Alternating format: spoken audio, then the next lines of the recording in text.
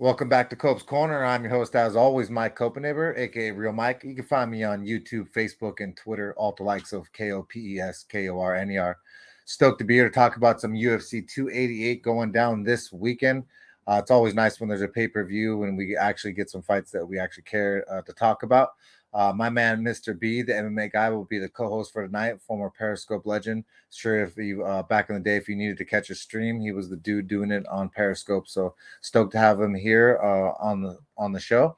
First sponsor I'd like to thank of the show is Melon Brand Hats. It's MELIN. It's a luxury line of hats that my boy Brian McDonald, he'd always talked about in high school, how he'd come up with this hat line unlike anything you've ever seen, with intricate patterns, really cool details, materials that are waterproof. They're called the Hydro Editions if you're ever going to buy one. Really, really cool stuff, man. Really separate yourself from the pack.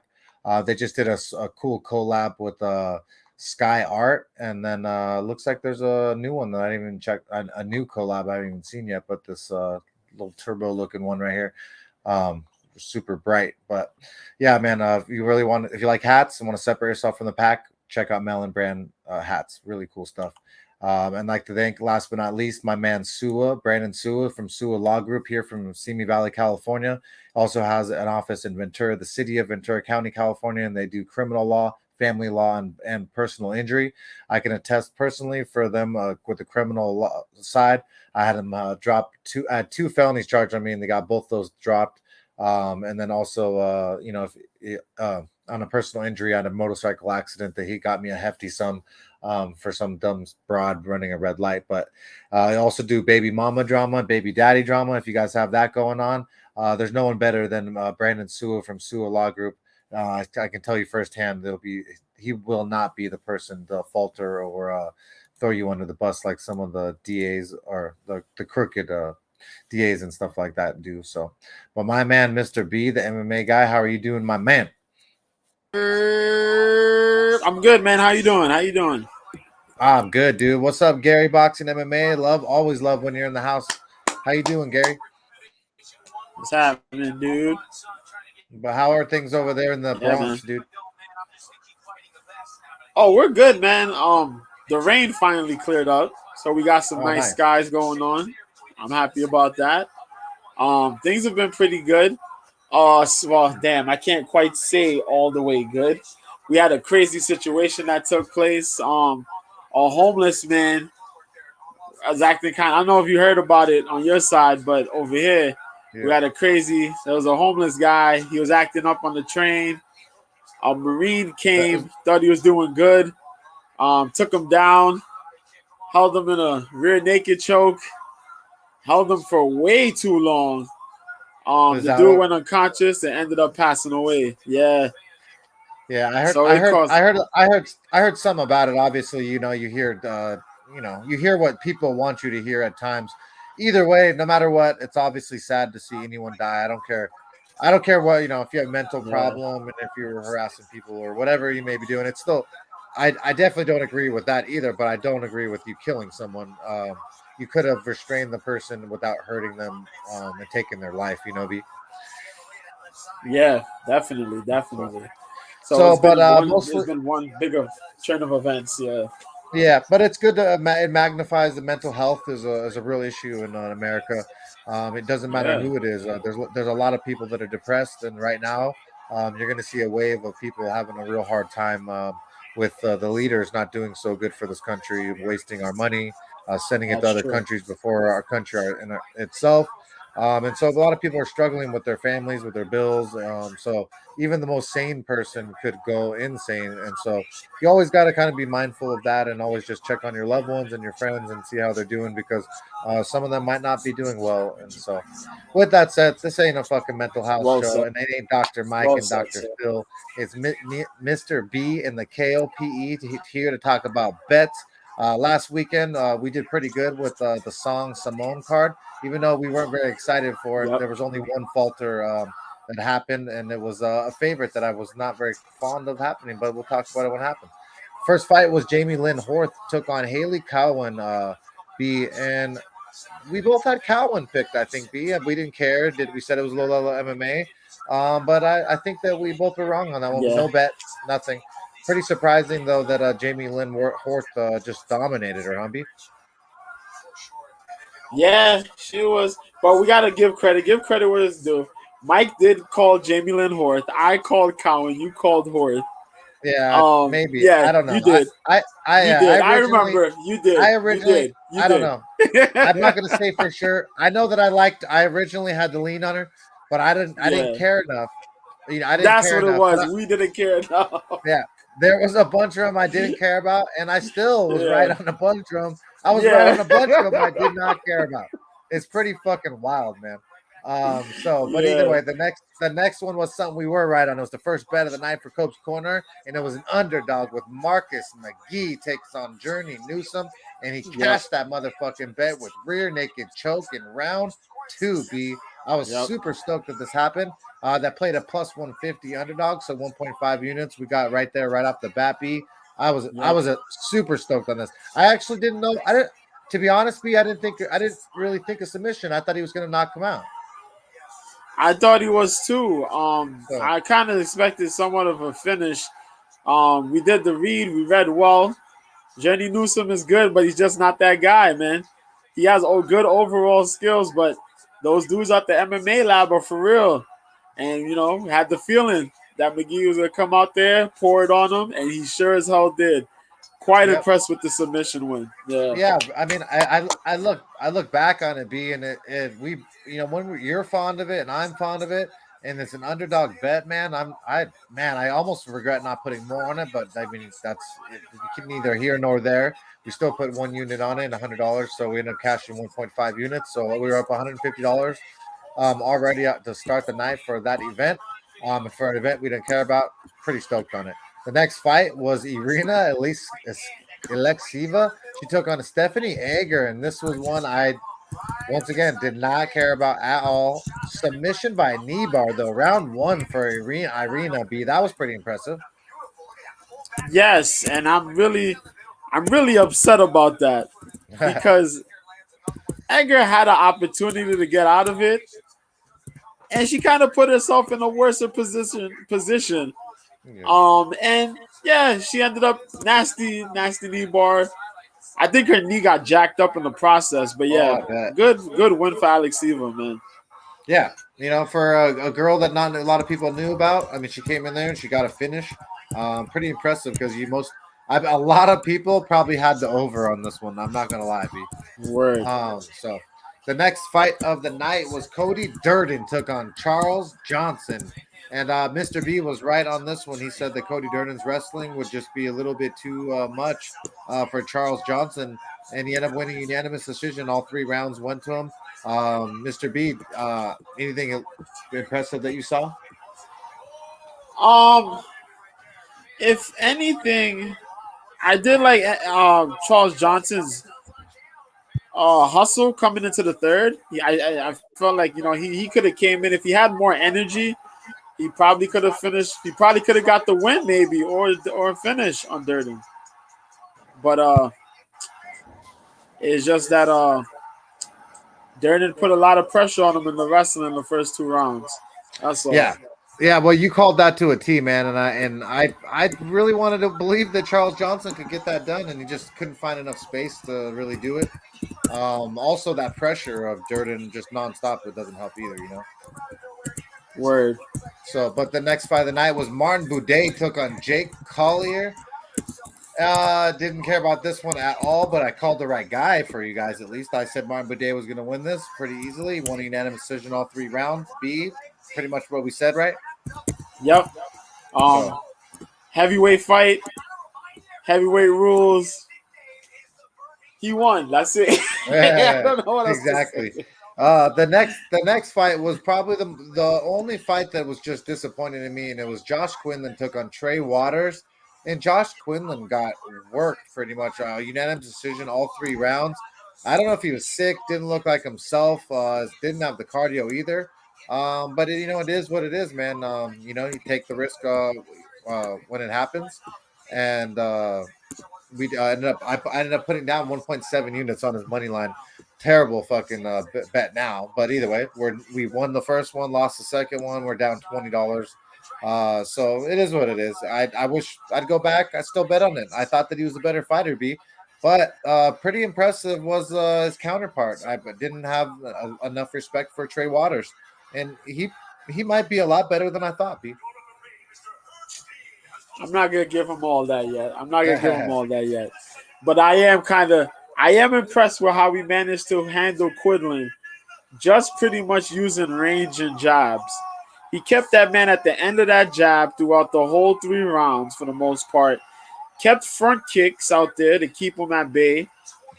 Quinlan didn't have a clue on how to get inside. If Quinlan managed to get a takedown, he managed to get like 1 or 2 takedowns. One of them he got reversed somewhat, I think.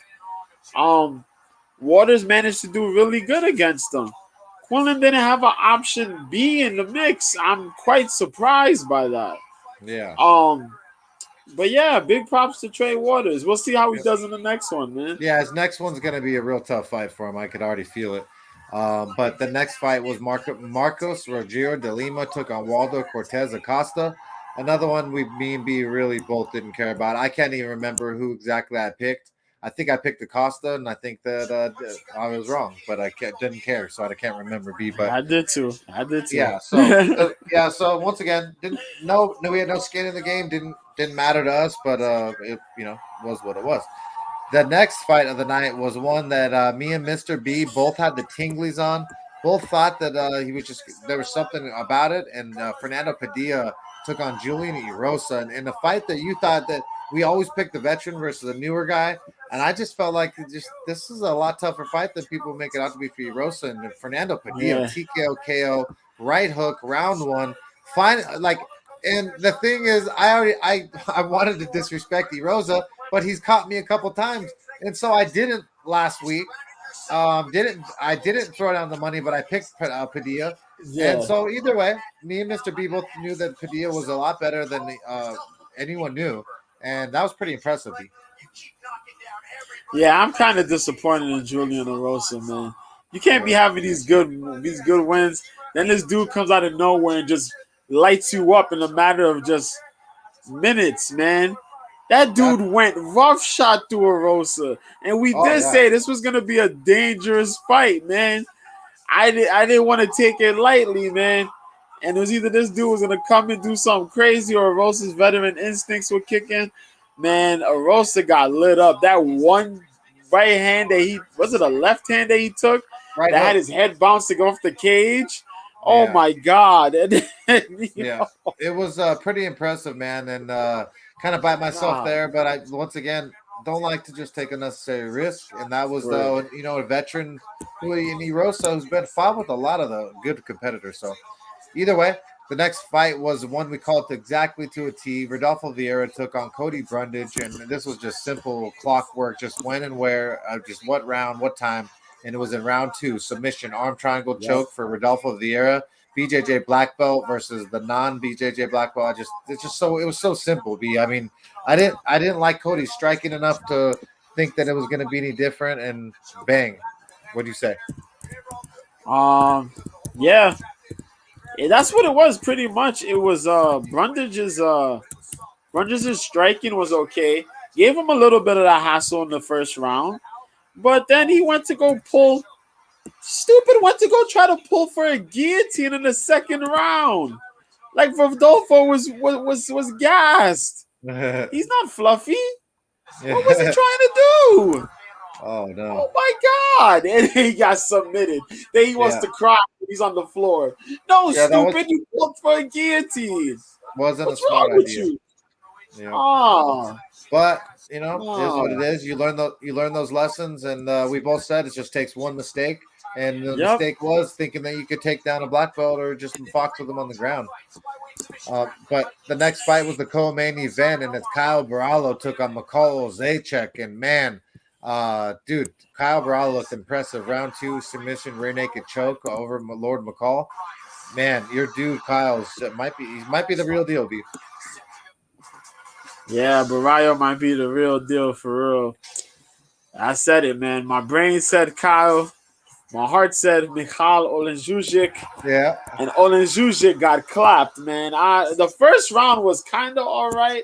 until he got taken down. And once he got taken down, I said, shit.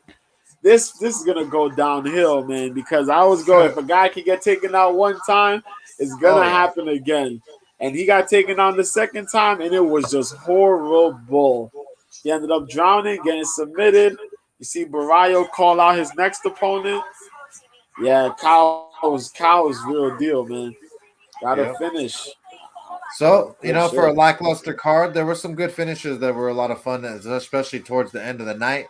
And that did not trend any different. And for the main event, our boy Yadong Song, the 16th century Chinese warrior, did work over Ricky Simone. TKO and punches, round five, right, B? Yep, round five. So just ended up finding him, catching him, man. And we're stoked here. We both had a pick, I had a bet, and so that was plus 105 there. But man, Yadong Song, I just said it, man. If Uriah Faber could catch the chin of Ricky Simone, I just felt like Song could too, B. Yo, yeah, that's what we said. Yadong Song, man, the dude moves fast, but yo, the thing that I liked the most was his takedown defense. He stuffed a hell of a lot of takedowns from Simone. Simone caught him down with like one or two takedowns, but then all of a sudden he just stuffed a bunch of the other ones, kept tagging on Simone, tagged the legs, hit with fast combinations. When it's that fourth round kicked in and he dropped Simone, it was like, boy, oh boy, Simone's in trouble now. And he poured it on him in that fifth round, man. Great stuff from I was screaming though, bro. I was screaming. Great stuff. He was so on point. They were so on point with him. Best performance yet. Yep. I'm looking forward to what he does next, man. But with that said, that was the main event for that last weekend's fight night. Pretty decent card for as lackluster as it was. The falter we had was Josh Quinlan. And I can't be too mad at that after cashing 2 underdogs and calling the main event to a G. But Sage Northcutt's coming to fight. My fault. Sage Northcutt is out. He's showing up now. I wish we could fucking. He's gonna fight now. Yeah. I wish that we could show it. It's so stupid, bro. But either way, for UFC 288, Aljamain Sterling takes on Henry Cejudo this weekend. This should be a good fight in the main event. The co-main event is Bilal Muhammad takes on Gilbert Delrino Burns. Bunch of other good ones here. There's a few on here that I could care less for, but we'll make do with what we got. I mean, after last week's card, this is a lot better than most. But this week we have Joseph Holmes taking on Claudio Ribeiro in the first fight. B. Joseph Holmes is 27 years old. Claudio Ribeiro is 30 years old. We got 6'4" for ugly man Joseph Holmes, 6'1" for Claudio Ribeiro. 80-inch reach, very long for Joseph Holmes, for a 77-inch reach for his counterpart Claudio. So 3 inches taller, 3 inches longer on the reach. But this Claudio Ribeiro dude is a tough dude. Got really good strikes. He's only taken a few L's especially only, I think it's one loss as a pro, right? No, it's 3. How weird. It says, oh, sorry. But his debut was a loss. One fight lost in the UFC. I'm sorry. Because they had the UFC record is 0-1.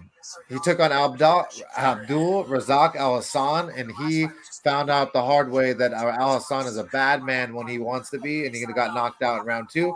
Mr. B knows I don't really like it when you get knocked out, but Al Hassan is not a very fun guy to get thrown at for your first UFC fight after the Contender Series. He doesn't have a lot of experience, which I don't like either. Like in the sense of the people he's fought, they aren't anybody. They don't have a lot of experience either. So he's kind of just been the hammer, and I haven't really seen him be hammered at all to know what we're gonna get. But Joseph Holmes, he's 8-3. He likes to win by submission more of the time. He last took on Jung Young Park. He lost by rear naked choke. Mr. B knows I absolutely hate that. Alan Abmadovsky won by rear naked choke round 1. Jamie Pickett he lost to. Jamie Pickett's a big, tough dude, athletic, but kind of similar. Both don't have like the most stellar records. Not really sure on this one. I don't really have anyone that I favor a lot, but for some reason off the bat, I was favoring Claudio Ribeiro just slightly.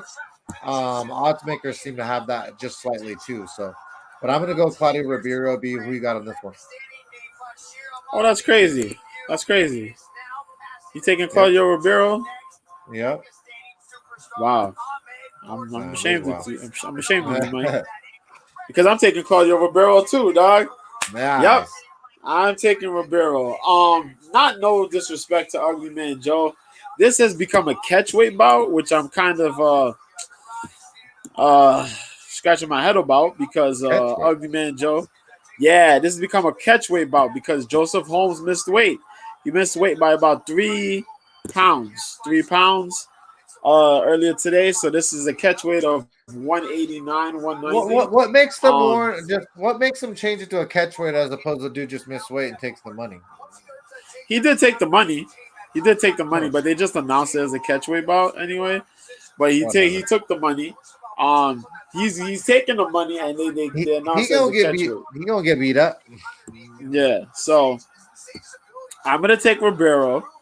Ugly Man Joe does have jiu-jitsu, but if we ever learn anything from these fighters that come into the UFC and debut, guys tend to learn big time of their mistakes and come back in a big way in a second fight. We gotta remember Ribeiro didn't fight that long ago. It was just a short time ago. He fought Razak Al Hassan. Razak put the wrestling on him. And the wrestling was okay. And then he fired off on him. He fired the strikes, good strikes on him. But I think for this fight here against a dude like Ugly Man Joe, he don't got to worry much about the striking of a KO. He don't got to worry about a KO much. He's not like Amadovsky. Ribeiro's not Amadovsky. I think Ribeiro may have a better chin than Amadovsky. I think he comes in, he lands a strike, or a tougher strike. Do things a little bit differently. I can see Ribeiro getting this one here against a dude like Joe. Plus, Joe hasn't fought in a minute, so I will take Joe. I will take Ribeiro over Joe. Yeah. Nice. I'm glad we agree. Joe's path is submissions, and I'm just gonna take him though. Nice. I'm glad we agree to start off the night. The next fight of the night, B, you get to break it down. It's Ikram Aliskerov versus Phil Hawes, and I probably butchered that, but I'm sorry, bro. Oh, it's no problem. Hold on a second. Let me get this. Oh, there you go. Yeah. Right? Okay, there you go. Ikram Aliskerov. Yes. So we have this man, Ikram. Ikram is a debutee. He is coming to the UFC from Ways of Russia. Combat Sambo champion, right? Yes. 30 years old, man. 6 foot tall with the 76 reach. Yes, Combat Sambo champion. A lot of wins. He's finished a lot of fights. He's finished about 9 fights of his. 3 of his went to decision. He has been knocked out or technically knocked out once though, and that was all the way back in 2019. Other than against Hamzat Chimaev, which is kind of bugged out. Other than that, he won against Mario Souza on the Contender Series last year. He beat Nashawn Burrell on Eagle. I remember that. That was a pretty easy fight. And Nashawn Burrell, he's been in the MMA for so long.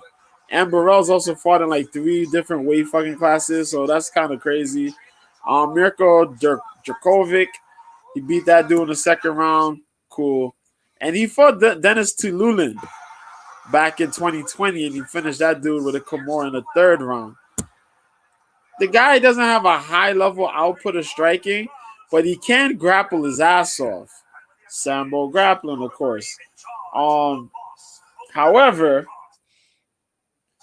you're going up against Phil Hawes. Phil Hawes is no slouch. Phil Hawes is our big boy wrestler. 12-4 is the man. He got rid of the blonde hair, thank God. No hype, Phil Hawes. Now he's training at Kill Cliff, which is crazy. 34 years old. He's training. He was out of Iowa, Central Community College. He was on the wrestling team. He did really damn good. And so far, what? He's 1-3 in his last 4. Well, he's 1-2 in his last 4 fights. So we can say 2-2 in his last 4. He beat Kyle Dawkins. He lost to Chris Curtis. He got knocked out by Chris Curtis. He did beat Deron Wynn, but then recently he got knocked out by Roman Dolidze when he had that bad heel hook caught on him. Then fucking got up, leg was jacked up, and he got pieced up. Yo, in this thing, I'm going to take Phil Hawes. I am scared, though. Damn. Even though Ikram Aliskerov is a wrestler, he is a sambo wrestler, the striking will go on Phil Hawes' side. I think Phil Hawes has the better, sharper striking. Phil Hawes has a wrestling background, so I'm not worried about it. I'm not quite worried about the wrestling. That's the thing. And I think Phil has been fighting enough guys here in the UFC to just look and be like, yo, we're going to beat this guy, and this is how we're going to handle him. Nullify that wrestling and just keep it striking on the feet. I think Phil Hawes finds his path to victory. We're going to take Phil Hawes. Damn, dude, it's crazy because I fucking agree, and he's an underdog. He's wild. This is the Russian dude who got knocked out by Kazmat, right? Yes. Wow. So he's proven he doesn't like to be hit with power.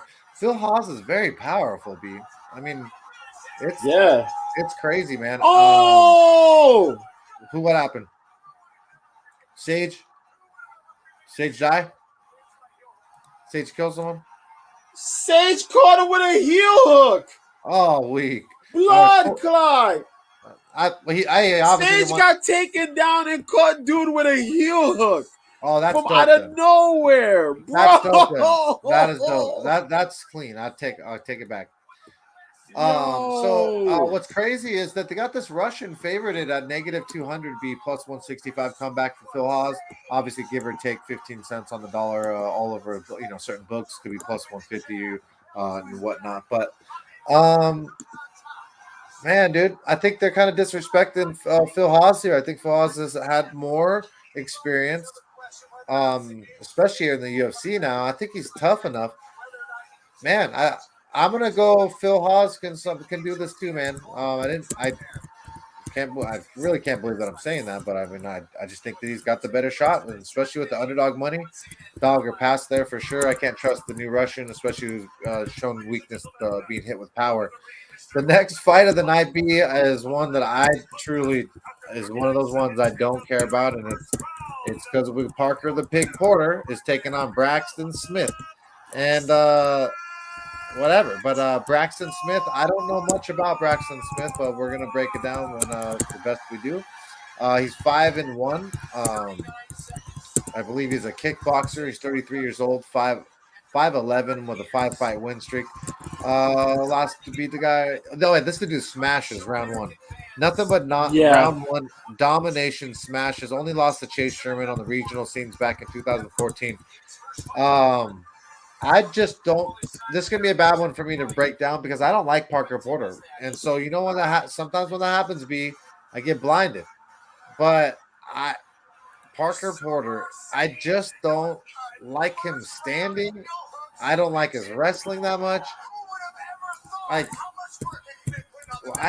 maybe call me just a hater on Parker Porter. I have no clue how they're favoriting Parker Porter in this matchup at -170 plus 145 comeback for Braxton Smith, the beautiful monster. I'm going to go with the beautiful monster to upset Parker Porter because I don't believe in Parker Porter. B, call me a hater, whatever.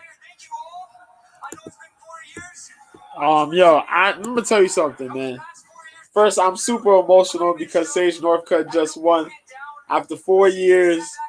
My man really, really worked on himself. This man's solid as shit. What the fuck? But all I need to know is if Sage Northcutt learned how to season some goddamn chicken because he represented very poorly for the white folks You goddamn people think white folk don't know how to season chicken because of people like Sage and people like Karen and fucking Linda down the street from me in Simi Valley. All right, that shit is garbage. You better learn how to fucking season Yo, let's go some Super shit. C. What's up, Army Vet? Army Vets in the chat, man. Oh Yo, yeah, Army you vet in taking the house. Braxton Smith, big boy Braxton Smith. Big, Braxton big Smith boy. is built like a fucking brick shit house, man. Yeah. This dude, I don't know. Yo, you seen this dude at weigh-ins? You seen him at the stare down? This dude is solid as fuck. Bro, I don't know what the hell's going on. Yo, this dude is just solid at this fight cannot go past a round and a half.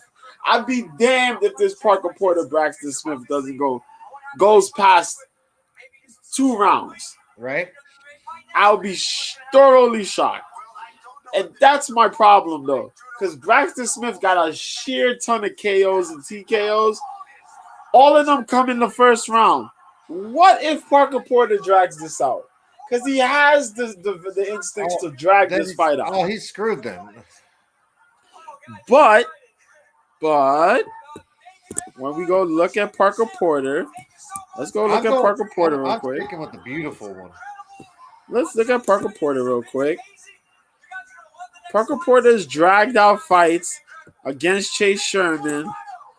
You know what I mean? He dragged out fights against Chase Sherman, Alan Bordeaux. He even made a fight go to a decision against Josh Parisian. How the hell do you do that? How do you do that? Bruh, I don't know either. But Chris Dawkins has managed to take his chin away in the first round. Jalton Almeida managed to bully him. And Justin Taffa managed to knock him out in his last fight with the counter left. Therefore, Braxton lands, it's over. If you can get touched, you will get touched. And I think Braxton Smith, in this Wowie world, and with the series of random wins we've managed to get from some of these underdogs, I'll put it on Braxton Smith. I'll say Braxton Smith takes this one. I'm willing to take that. I'm willing to see him put the pressure and lay on and put a pounding on Parker Porter. I'll say that. I think he could do that. Nice. I think he has the ability to. So we'll take Braxton Smith. I think he's a better athlete too, and I like the dog money. You can't, I'm not putting favorited money on Parker Porter. You got to be fucking kidding me, kid. Got to be fucking kidding me, Porky the Pig. I ain't doing it. Marina Rodriguez takes on Verna Jandaroba. B, you got to break that down first. First, I like to say I don't know where I'm at in this fight. I like both these ladies. There's a lot of heat going on. B, you don't know where you're at. Poor Verna, she don't know where she's at. You look where she's looking. One eye's going this way, otherwise going that way. Bitch, don't know. You're not gonna disrespect the former Invicta Strawweight champion, okay? That lady got wins. That lady got a lot of wins. Y'all not gonna do that. I keep fighting everybody who disrespects Virna Jandiroba, okay? Oh, I had to do it. It was funny. I know. Kakara. Right, you tell me who you got in this matchup then. 18-3, okay? 34, 5'3", 64-inch reach. Okay? She got 1 finish by KO TKO and 13 by submission with 4 decisions. She's only lost by decision. Okay?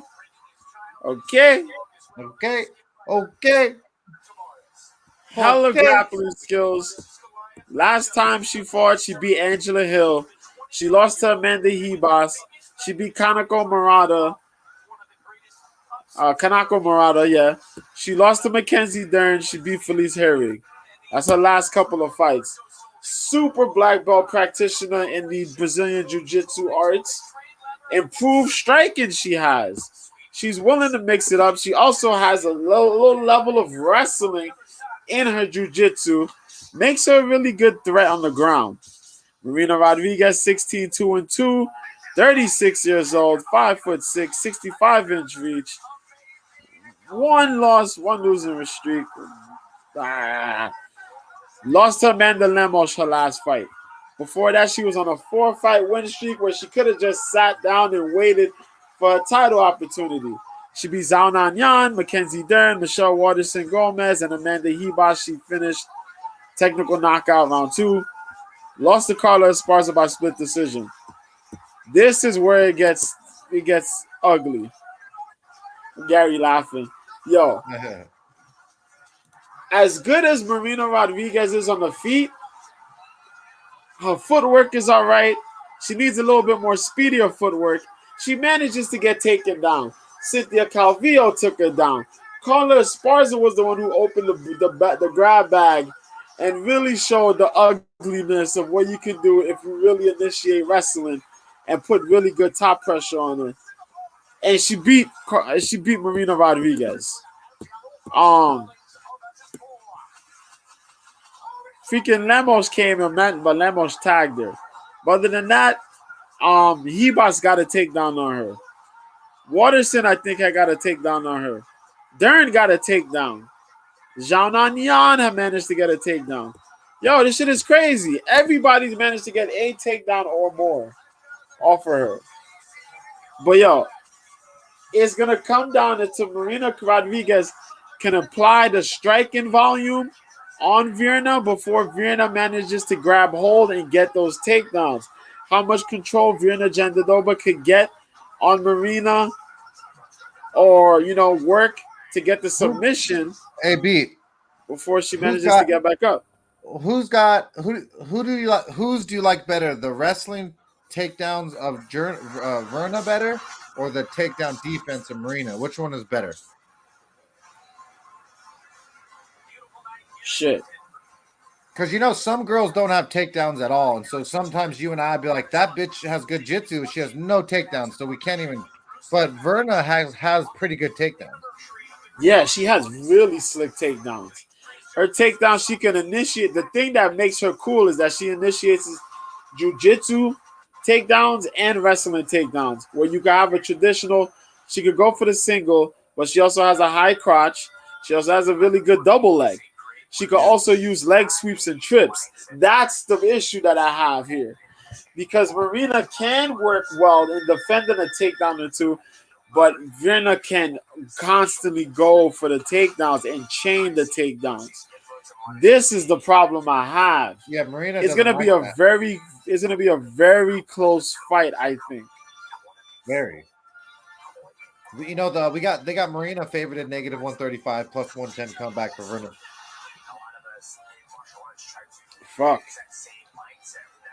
And I was thinking, because Virna has real wrestling, like she actually has decent entries. Yeah. That's why I'm gonna pick Virna. I gotta pick her because of that. It's a very close fight. I like Marina's straight punches, and I like her elbows are close in the clinch. Yeah. But if she gets that close, I could see Virna grasping her and then fucking tripping her. Yeah, and she has a way of getting in. She has a way of clasping and getting in there. Oh shit, Bruce Lee's daughter's out here. Nice. Hey. What's up? But yeah, I just feel that, I feel that if Virna gets inside, it's gonna be problematic.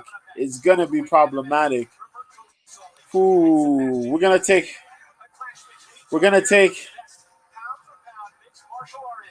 Jandiroba on this one. We're gonna take Jandiroba. That's one of those. I'm gonna take Jandiroba. That's because this is one of. There's no bet. That's like a no bet fight, but it's gonna be a very good fight to watch. I will take Virna on the pick. My pick will be Virna. Okay. Because you brought up a good point. You said would I rather Virna Jandiroba's takedowns or Rodriguez's takedown defense. Well, that's and just laying down as many people that managed to take her down. That's the problem. See, and your IQ is pretty high, so that's why I want to know, because that is going to be the factor that matters. And as much as I love Marina, I do not like the matchup for her. I think that Verna's very strong too. Yes. I think that Jandaroba is stronger than Marina, and Marina's a very strong girl for being not thin, but she definitely, she ain't packing no junk in her trunk. You know what I mean? And Yeah. I'm not saying that helps in fighting, but I mean, usually when you pack a little junk in your trunk, you're a little harder to move around, right? Look at the guy wrestlers; they got some junk in their trunk, right? Right. Not just talking about girl butts, right? We'll look at some guy butts, but I'm just like, show me a guy butt. Hey, Drew Dober fighting. We'll talk about a guy butt. You know what I mean? Yeah, he's on this card. I So know. you Wait, gotta I hold know. up. You We'll gotta be hold up. talking about some. We'll be talking about a jawline. We'll be talking about an abs. We'll turn into a LBGTQ plus motherfucker in a little bit. So just stay tuned because I'm gonna switch hit in a little bit.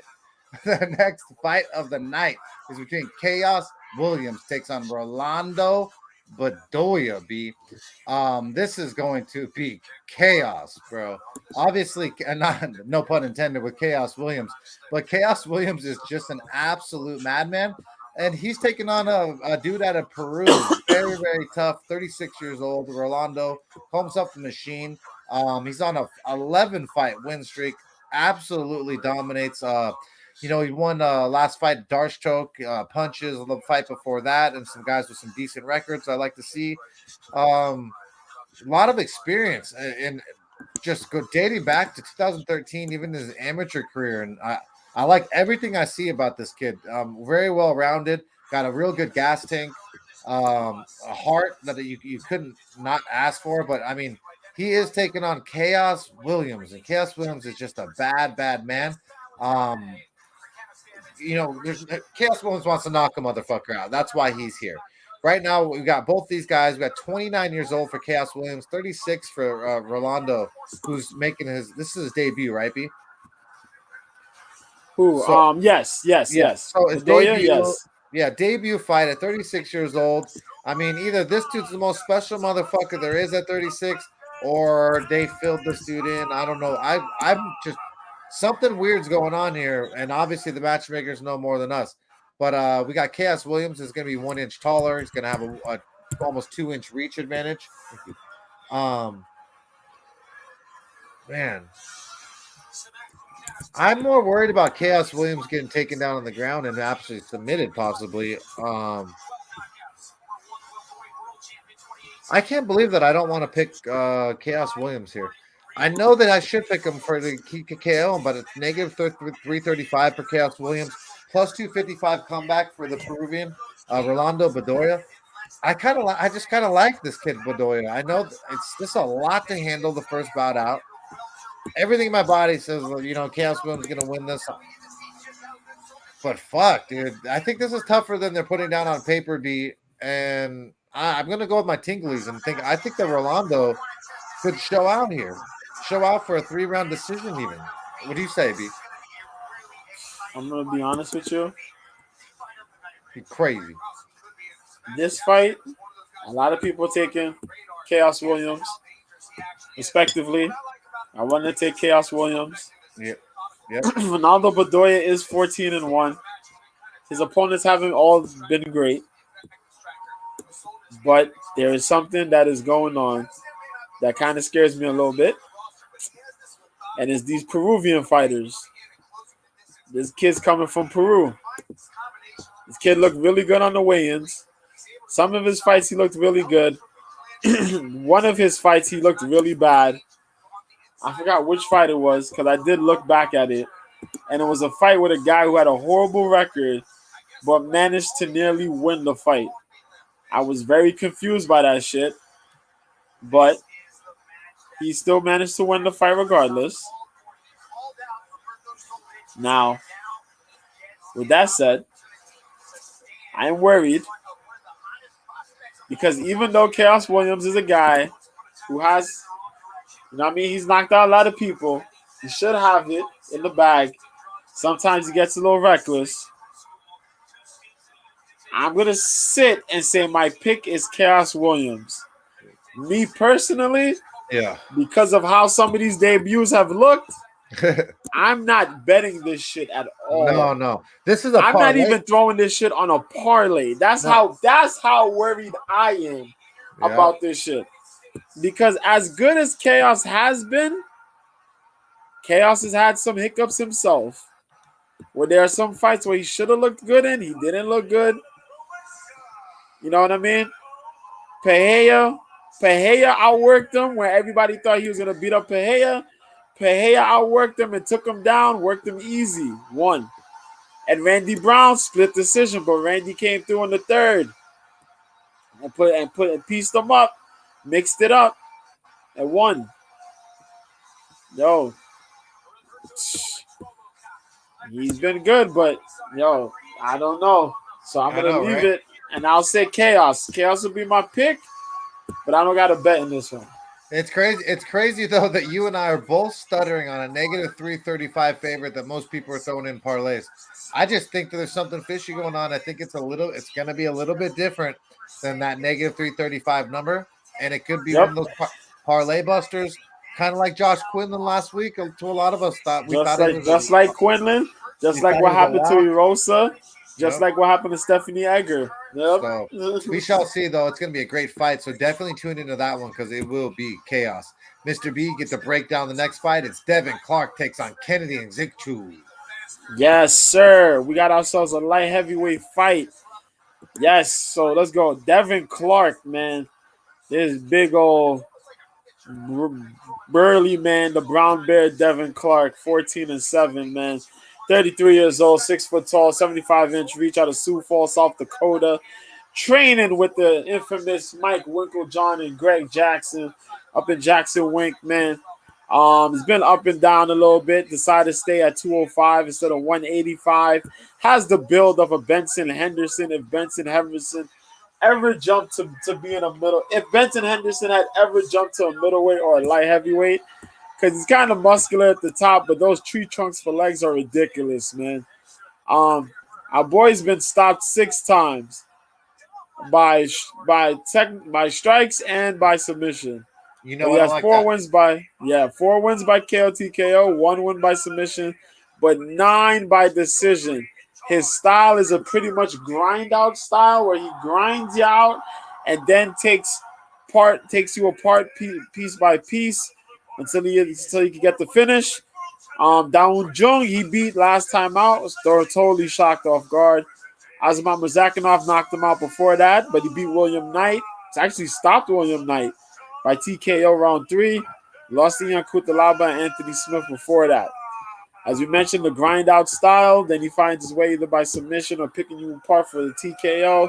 Has some really good striking, has improved a little bit in his kickboxing.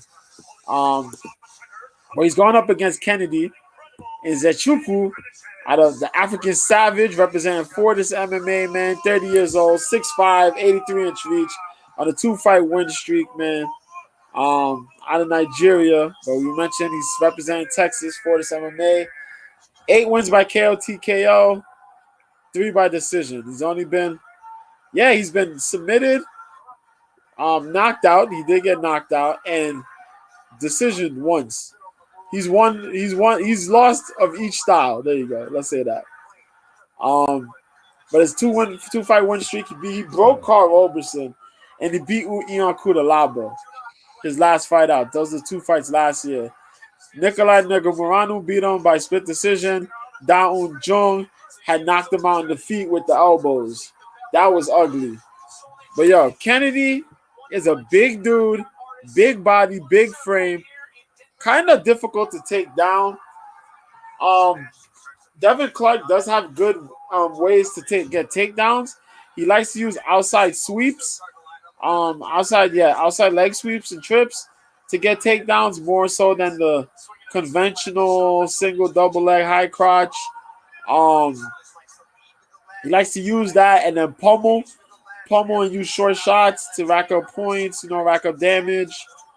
A lot of cage fighting, cage control, clinch holding, you know what I mean? Kennedy does a little bit of that too, but he likes to put his body and his frame to work on people, similar to like what Tyson Fury does. Got big power in his punches and his kicks. I'm looking for Kennedy to do that, wear his body weight on on Devin Clark because Devin is the smaller guy. Just wear on him. Put the pressure on him, wear on him, break him down, and just keep pumping, keep striking with him. Strike with him, land these shots, chip away at him, put your body on him, and then just break him down, man. And then when you can, land the big shots and put him away. But I'm gonna take Kennedy on this one. I think Kennedy could get this W here, so I'm gonna take Kennedy. It's This was one of the fights where right off the bat, I just felt like this is a mismatch. Kennedy Nzechukwu so big, so athletic, so long. You and I have been really high on him for a long time, even though he's had a couple of little falters, but he was so young, even just getting in the UFC. It's just crazy. I think that this is his fight to lose.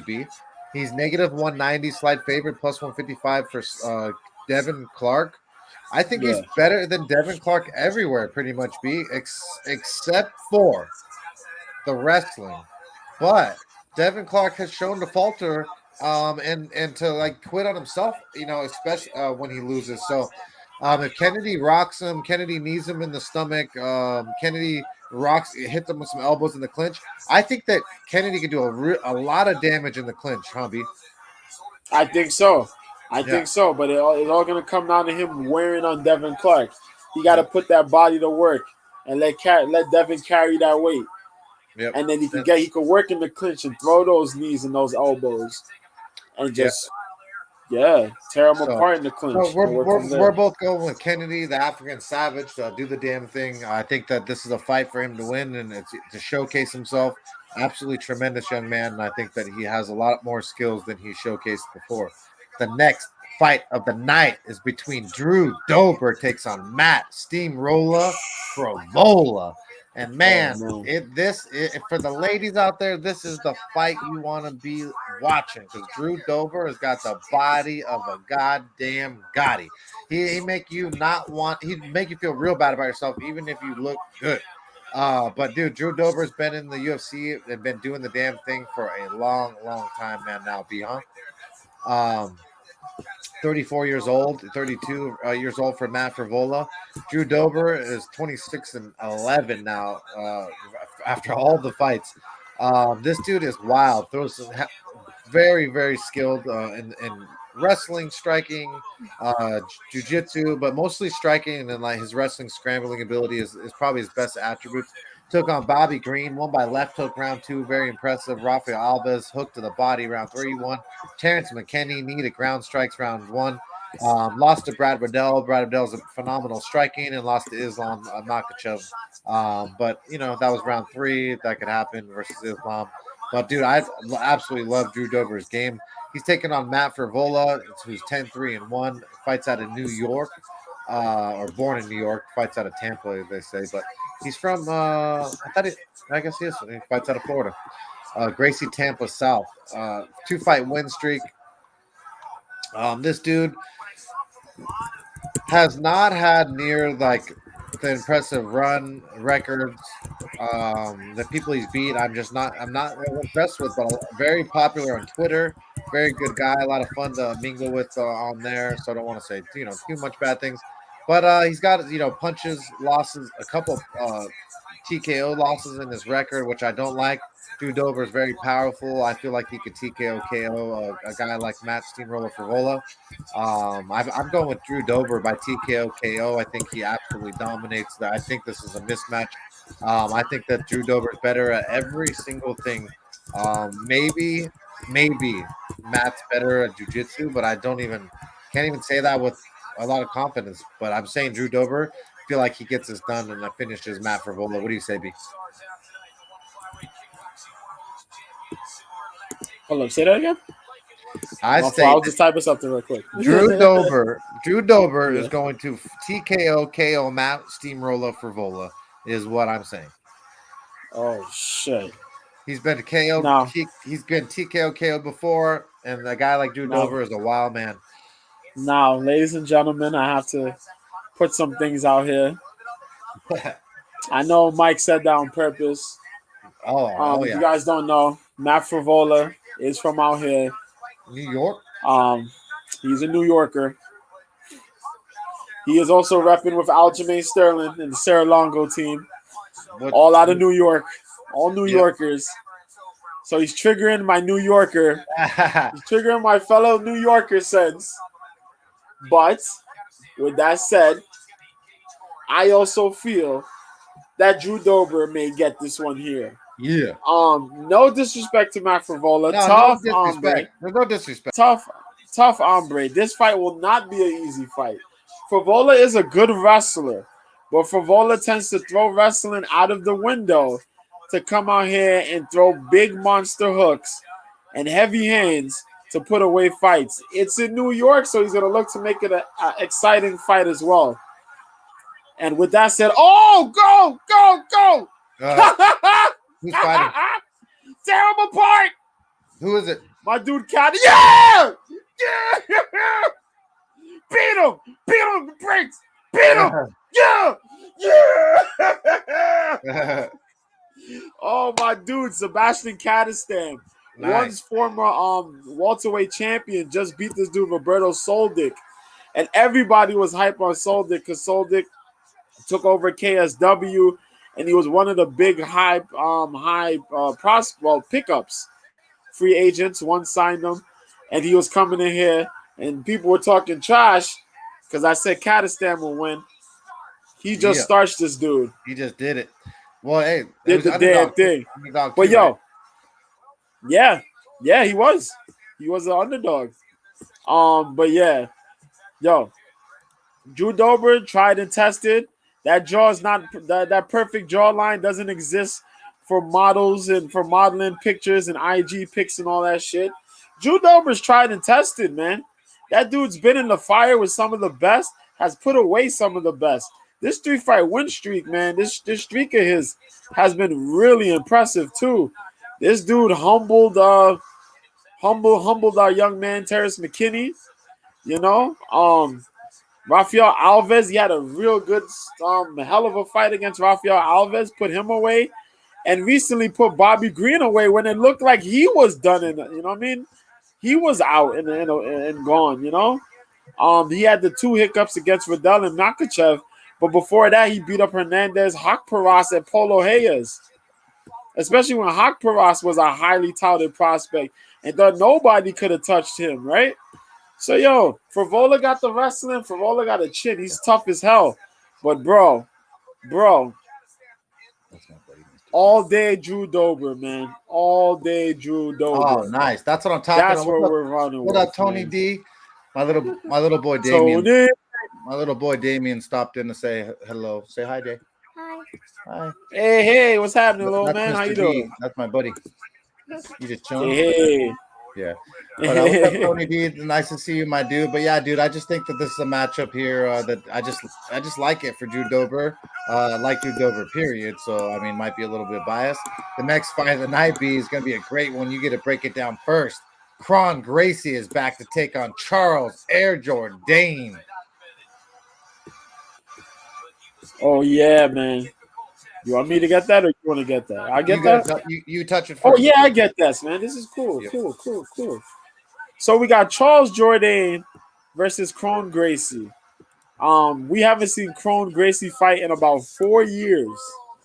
4 years it's been since Kron Gracie last fought Sage Northcutt. Oh man, I'm so happy. Kron Gracie, man. Kron Gracie, when he first came in, he fought 2 guys. He debuted against Alex Caceres. He submitted him in round 1. He fought Cub Swanson in a crazy classic where Cub Swanson emptied the whole tank, and this man continued to march forward still. Amazingly. Took all that punishment and kept moving. And everybody gave him, they gave him Bruja. The BJJ community did, because he didn't use no BJJ against Cub. Guys, world-renowned, Rickson Gracie's son, Brazilian Jiu-Jitsu, royalty, Gracie Jiu-Jitsu. Yeah, what's there to say? Black belt. Air Jourdain, though, is his opponent. And Air Jourdain, Charles Jourdain, is a guy that we've seen do some amazing things He's been in some wars, but his last couple of fights have been kind of iffy. He took some bad losses. He lost against who was it? He lost against Nathaniel Wood his last fight out. That was an ugly loss. He lost a He Darce lost choke against by Shane Burgos. Yeah. Erosa beat him by Darce choke, which is gross. Yeah. He managed to beat Venata and Ewell, but he beat Rojo, but he lost to Philly. He lost to Green. And he's never been knocked out though. He don't got to worry about that. In all those fights though, he's managed to get him taken down. Burgos got control on him and took his back. Nathaniel Wood got a takedown. Erosa got that submission on him. He throws holds. Venata got a takedown on him too. Even though he got guillotine choke. Even though he got the guillotine choke on him. And Ewell got a takedown, even though he beat Ewell. So, I'm taking Kron Gracie. Even though Jourdain is a good striker, Jourdain can move, Jourdain can slip and slide. It's how those takedown, those entries come. And Kron Gracie will find a way to grab Jourdain. And whether it's taking him down or getting his back, he will get that. And he will land this submission. It will be Kron Gracie inside the distance submission. Yeah, baby. That is that. I have nothing else to say about this. I agree. You add what you want to add. What's crazy is I agree 100%. I just think that because Charles Air Jourdain has shown those little little chinks in his armor. I think that they're exactly what Kron Gracie needs. I think it's one takedown and baby. I think it's one takedown is all he needs to be able to get him out of there and get him submitted. So I'm going to be taking him too. He's an underdog B. I believe right now we're going to look it up. Plus 140, negative 175 for Charles Air Jourdain. I think that the people are tripping out and forgetting that Charles Jourdain has just a slight submission weakness. And if Kron Gracie, who's been training for the last 3 years to get things done, to get better and better, I think that Kron Gracie is going to come in here with a little bit better striking and then entries to the takedowns and be able to get this down the ground and submit Charles Air Jourdain. Should be a really, really good fight, though, B, because we love both those guys participating. The next fight of the night is between Movsar Evliov takes on Diego Lopes. I believe Diego Lopes took this short notice, right, B? Yes. Actually, what's crazy, Movsar Evloev took this fight on short notice, and then Diego Lopez took this fight on even shorter notice. That's what happened. So, but right now, I mean, I'm not going to get too crazy into this. Movsar Evloev is supposed to win this thing and absolutely dominate. His wrestling is so good. His scrambling, he's got good cardio. The only thing he could work on is not keeping his chin out there, possibly. But he's taking on Diego Lopes. He's 28 years old. Let's see, 21-5. He last took on Angel Rodriguez, and he won by punches round 2. He lost, or then he beat Kenneth Glenn by punches round 3. But some of these guys' records just aren't very good. The guy's 10-10. This guy's 10-8. Man, I no wonder why the odds makers have this the way they do. Big respect for Diego Lopes taking this on short notice. But Movsar Evliov should absolutely maul him. And I tried to look to find something for Diego Lopes, but I just can't seem to find anything like to warrant any respect. I think that he is going to get mauled by Movsar. What do you say about it, B? Yo, I don't know what I can tell you to help you guys make a pick against Movsar Evloev other than Diego Lopez. He has good submission skills. He does throw a pretty good flying knee. He has some explosive striking. His jiu-jitsu's where it's at. This was not the fight for you to take against a dude like Movsar Evloev. I No. know he was on the Contender Series, and Joe Anderson Brito did give him a run for his money. Eventually, Brito did win the fight. They kind of stopped it because I think it was an injury. But other than that, yo, Movsar Evloev takes this. I think Movsar was out due to injury, so we didn't see him for a while, but he's back. It's gonna be pretty much what he does best: nullify your takedowns, piece you up on the feet, take you down at will if he feels like it, work you. This should be clear-cut decision win for Movsar Evloev. If Lopez gets a submission, if he gets a win, it's by surprise submission. Other than that, yo, Evloev all the way. Right. Yeah. Like I said, it's just clear as day. That's definitely a parlay piece, but you're not going to get a lot of value at a negative 900. Not really. Can't really break it down much more better than that in the sense. But the next Word. fight of the night is between Jessica Andrade takes on Jan. Is it Jan and Woon and Jan? How do you say her name? Yeah, you said it right. Is it Zhao Nan Woonan? Yan. Oh, Zhao Nan Zan and Yan. Jan. Okay. Zhao Nan Yan It's or Yan it, Zhao Nan. yeah, it's a very tough one. I don't want to disrespect her because I like the Chinese culture, and so I just wanted to try my best. But it's just like you guys give us an Xiaonan to an American, and we see that shit as we basically see stars when we see that shit. Like we've seen deer in headlights, and we just don't know what to do. But either way, she's an absolutely phenomenal fighter. Is Yan? I'm gonna refer to her as Yan, so I don't fucking disrespect her any further. She's 16 and 3. She's taking on the 24 and 10 Jessica Andrade. Jessica Andrade is 31. Jan is 33. 5'5" for Jan, 5'1" for Andrade. We got 63-inch reach for Jan, 62-inch reach for Andrade. Andrade is an absolute tank. She is so strong. She's going to come in there throwing hands like Vitor Belfort back in the day. She's very reckless in the sense she is not as calculated. She is not a point fighter. She is almost the exact opposite of Jan. But Jan is improving. Her takedown defense is getting so good. Her striking is very good.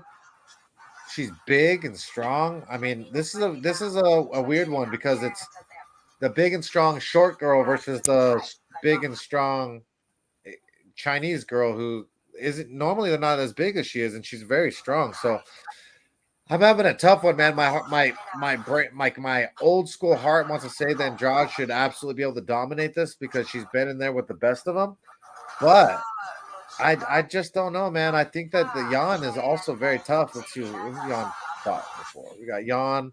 She last took on Mackenzie Dern. She won a majority decision. That's impressive because her jiu-jitsu is very good. Marina Rodriguez, she lost a split. That's tough to see. Esparza. Yeah, see, just and then you go to the record, and Andrade just has so much better of a record, and just beating better competition. I'd have to go with Jessica Andrade in this one, even though I do have a lot of respect for the Chinese warrior and Jan. But don't get it twisted. Jan could win a decision here. What do you say about this fight, B? This is a tough fight, man. It This is is. a very tough fight because now Zhao Nan Yan has trained with American Top Team for this last fight, the last two fights. I think her last fight. And she looked really good against Mackenzie. She Oh, she defended left the Alpha. takedowns well. She left Alpha Male, or she still do both? No, she's still an alpha male now. Yeah, Okay. she trained for alpha male in the last fight. She stuck with them since then. Oh, Since nice. the loss with Rodriguez, I think. Yeah, she's with alpha male. So this is gonna be big. She's managed to work real good. She's defending. She worked on her takedown defense because of the fight with Carla Esparza. She got taken down and pretty much handled. Marina Rodriguez was a split decision where she tried to emphasize some takedowns, but it didn't quite work. Against Mackenzie Dern, though, she did defend a lot more of the takedowns, managed to keep it on the feet and use her striking. She used a lot more fluid striking this time around, too, against Mackenzie Dern, which I liked. Because if you could keep the Mackenzie from takedowns, she's kind of a sitting duck. Against Andrade, though, I'm not sure you're going to be able to defend those takedowns, but you're going to have to try your best to. You're going to have to also need to initiate some takedowns. Don't be afraid. Initiate the takedowns and fire off. Get that volume going. You're going to need to get the volume going. If you take any notes from previous fights against Jessica Andrade, use your straight punches, your jab and your straight hand punches. If I remember, I think Zhao Nan is a southpaw fighter, I think. So use the left, use your straight left, and fire with the straight punches. Try to beat the timing on Andrade punches. For Andrade, go in and do your best things. Please work behind your jab. Use more of the strikes, but mix it up with a head-body variation, and use your strength, but a little bit more technique into getting the takedowns.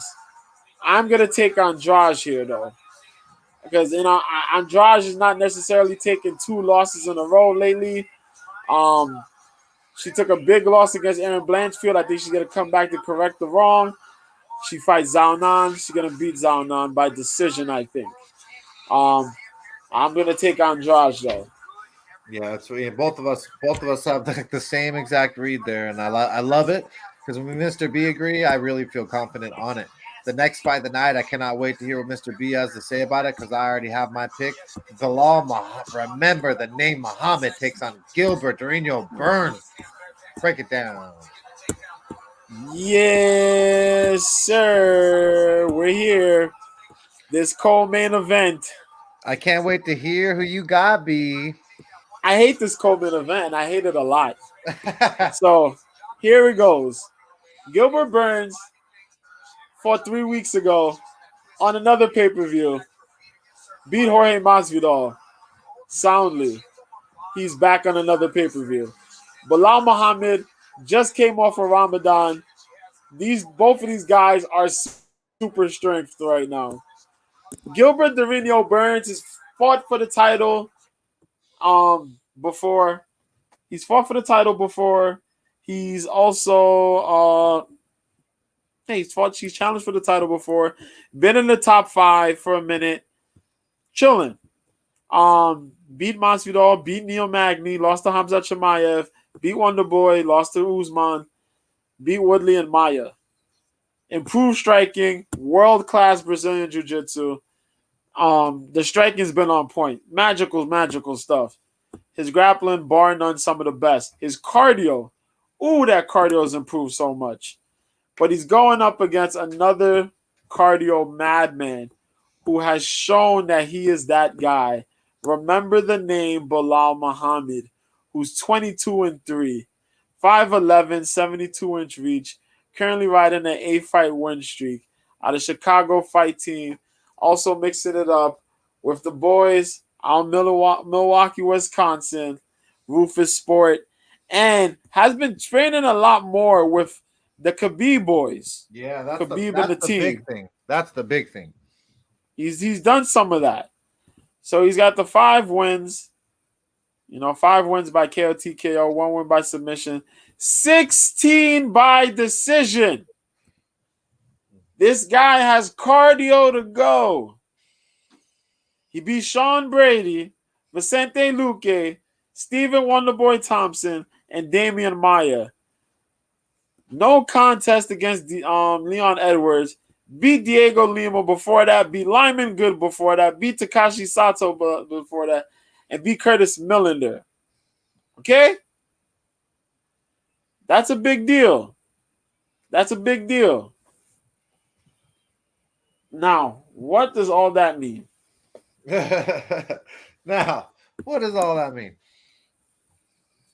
This man's improved his wrestling a lot. He doubles and puts double and triple effort into his takedowns. Same thing as Gilbert Burns. He's managed to do the same things as Gilbert Burns in chaining his grappling. Like the transitions from Gilbert Burns in the jiu-jitsu aspects. We don't know Bilal's jiu-jitsu and how his jiu-jitsu works. But we just know he defends well. He can defend well.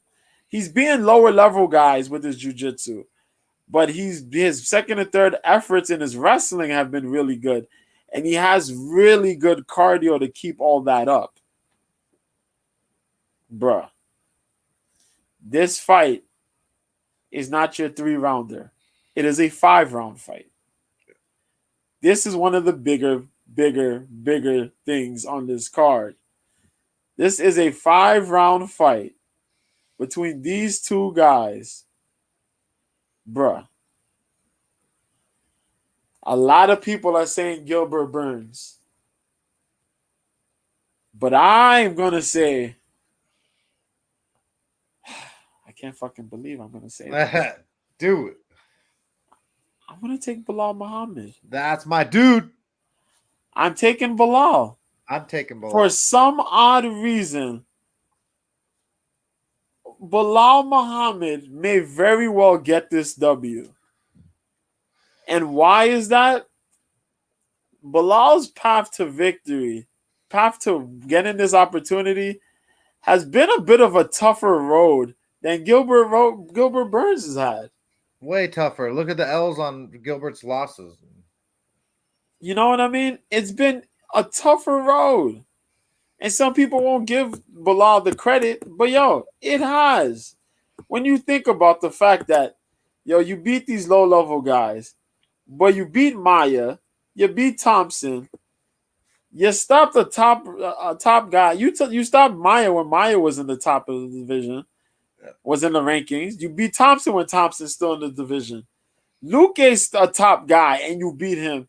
And you beat the guy that everybody was afraid of fighting in Sean Brady. I know Gilbert Burns has managed to fight some of these other guys and do really good. And his jiu-jitsu's good. But, there's always these question marks, man. And, I'm going to take this dude. I think this dude's going to get it done. Because I am going the same exact way, B, and I have not done it very often, but you get respect where respect is due, plus 105 underdog for Bilal. Gilbert Burns is a negative 130 favorite. I just feel like Bilal has stopped fourth degree black belt in Damian Maia, who my son Damian is named after. I feel like he is not he's not equal to or better than him in that area. His striking is not like that great. And so we got Bilal, who's got, to me, really good striking, a tremendous heart, and especially in Ramadan, he just got done and he's already jumped into training and already fighting and making weight like a professional does, which is pretty just astounding when you look at the mental fortitude. I feel like Bilal could piece up Burns on the feet and just absolutely make him miserable in there. I think that Bilal will piece up his body too. I feel like that Burns is very hittable to the body. I feel like that this is a very tailor-made matchup for Bilal. Remember the name Muhammad to win. He's a plus 105 underdog. We're going to be throwing down $100, one unit on Bilal. Remember the name Muhammad to do the damn thing. I think that this is his time to shine, and he has been on the grind, as me and Mr. B both have said, and we both like him in this matchup. Yes, indeed. It's going to be phenomenal. The main event of the evening is between Aljamain Sterling versus Henry Cejudo for the main event in the 135-pound championship belt. Henry Cejudo has not fought, in a couple years, right? Yeah, it's been about, let's see. What was the last time? 2020, so 3 years ago. Yeah, 3 years. 3 years ago. Yes, he fought Cruz. He fought your favorite fighter. He fought your favorite fighter. Well, you got the gold medal wrestler in Henry Cejudo, just absolutely phenomenal. You got Aljamain Sterling, who's got out of Longo Serra, some of the best jiu-jitsu that there is over there. The champion right now. You got 3 inches taller for Aljo. You got 4.5 inches reach for Aljo. Man, but we got Henry Cejudo's fight IQ is so phenomenal. His work ethic, the money he's putting into his camp, his wrestling, which I love American wrestling, especially at that high caliber. I feel like the wrestling is going to be so important here. And then the striking of Henry Cejudo is so much better than people think. He's finished some of the best strikers that there are in the division, beating Mighty Mouse, Marlon Moraes, right? But so many people that are just really sharp, where you thought that he might have a glitch in his arm or a chink in it, and it just doesn't show. Henry Cejudo was a negative 115 near even, slight favorite, negative 105 for Aljamain Sterling. I'm going with Henry Cejudo here. I think that he retains his championship belt. At the negative 115, I'm willing to throw down the $115, 1.15 units on Henry Cejudo to do the damn thing. Coming out of Fight Ready MMA, one of the most intelligent camps. Just absolutely love everything about Henry Cejudo and his professionalism. Mr. B, though, might be a little biased coming from New York. What do you say about it, B? This is a very tough fight. This is so tough of a fight. I think the betting lines got it a little bit tough too. Yep. Yo, this is crazy. Aljamain Sterling's streak so far has been pretty damn good. He stopped Jan. He beat Jan. He stopped Dillashaw. Could this be the end of the streak? Can he go? Can he keep going? I'm not sure, dog. I'm not sure. Yo, Aljamain Sterling, Serra-Longo team, good striking. This striking has leveled up quite a bit. Yeah. He's been known to pitter-patter and put the volume on people. He can grapple pretty well. Against a lot of the guys that don't necessarily do well in the grappling department, he does well. He has pretty good wrestling. He mixing it up with his jiu-jitsu. He does pretty damn good, though, for himself. He's one of the better combination type guys of the jiu-jitsu wrestling caliber against a lot of his opponents. He does better than most of those guys. Against most of those guys, I say. But Cejudo's back. Cejudo's wrestling is fuck. It's just this man has an Olympic gold medal. Damn it! He talks about it all the time. Come on, man. But not only that, this man has improved greatly on his kickboxing. He went from being a boxer to being a kickboxer. That wide stance allows him to get into those really good movements. Sterling tends to walk and plot a little bit in his movement. He kind of stalks. Cejudo kind of zips and zaps with his leg, his footwork, and his movement. Quick with the blast doubles is Cejudo. Quick with the double leg, the blast double leg. He likes that shit a lot. He gets good with the clinch. He's learned how to fight and throw knees in the clinch. I love his boxing, though. His boxing has been so improved. But the guy is a fucking dog.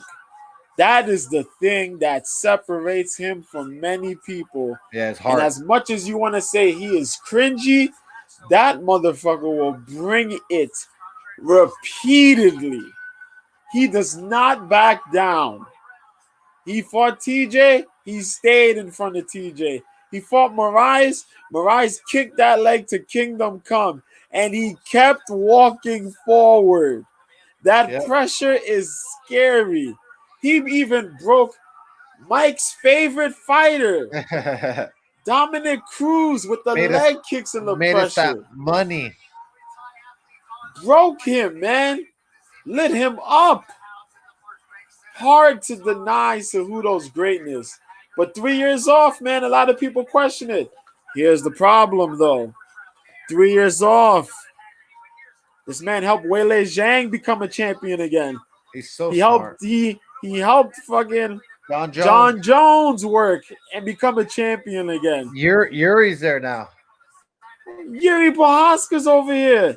Motherfucker was training with Mighty Mouse. Yo, what? Mighty Mouse came over and he's training with Mighty Mouse during the offseason. Yeah, that was cool, dude. This shit is crazy. He's been inviting people to chill at the gym, get training, get tutelage, work technique, work all that. He's never off. He's been sitting and watching. He shows up. He's Allen ready. Iverson. He's Allen Iverson at game time with no practice. And this word practice. And I'm telling you this: if Sterling can't lock in the first 3 rounds, Cejudo's gonna break him and get that title, bro. My pick here. Sorry, Aljo. It's gonna be Cejudo, bro. That's my dude. It's gonna be Cejudo. That's my dude. There we go, baby. And now we agree, and that makes him even better. Makes me want to bet even more money, but we'll be reasonable and less degenerate. But with that said, man, that was a great show for UFC 288 and our breakdown for Sterling for Cejudo and our bets that are going down this weekend. Really, really appreciate each and every single one of you. Please like, subscribe, and show us some love for the show. Mr. B, you want to shout out where you'll be this weekend if people want to catch the stream? Oh, sure, man.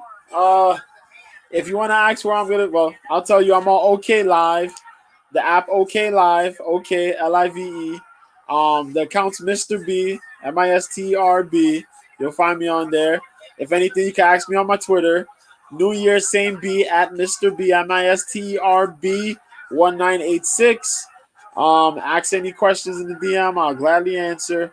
And yeah, you can do that. I'm still doing that little show thing on Wednesday, so you can catch that. I'll drop one this week. And yeah, man. If you didn't watch, Invicta was on this week on Wednesday. It was on Wednesday. It was a pretty good card with the ladies. And that's it, man. That's all. No worries. Well, also there's some fights on right now. Be right, ONE FC still on. Yes, ONE FC Fight Night 10 is on right now. So, Rise, Mighty Mouse 3, yes. Tomorrow also the fights for UFC, the early prelims start at 3:30 Pacific Standard Time. I believe that's 6:30 Eastern Standard Time for UB. Yes, sir. So make sure you guys set your clocks and get your barbecues all ready for the fights. We really can't thank y'all enough for being here for me and Mr. B in the show. Until next week, till next time, peace.